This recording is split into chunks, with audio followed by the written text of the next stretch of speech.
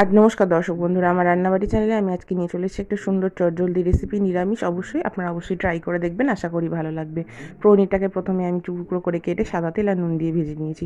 এরপর আলুর টুকরোগুলো সাদা তেলে একটু ভেজে নিয়ে তারপর আমি এর মধ্যে দিয়ে দেবো সামান্য নুন পরিমাণ মতো, আর দিয়ে দেবো আমি এখানে পোস্ত, সাদা তিল আর আদা বাটা।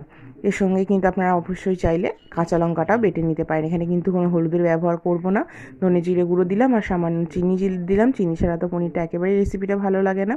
এরপর জল দিয়ে কষিয়ে নিয়ে দিয়ে দিলাম পনিরের টুকরোগুলো দিয়ে তারপর আমি এর মধ্যে দিয়ে দিলাম কসুরি মেথি।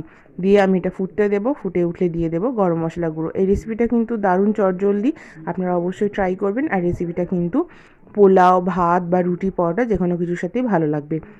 আপনাদের যদি রেসিপিটা ভালো লাগে কিন্তু অবশ্যই আমার চ্যানেলটিকে সাবস্ক্রাইব করবেন, আর ভালো লাগলে আপনারা অবশ্যই লাইক করবেন। আশা করি আপনাদের ভালো লেগেছে। আর টাটা।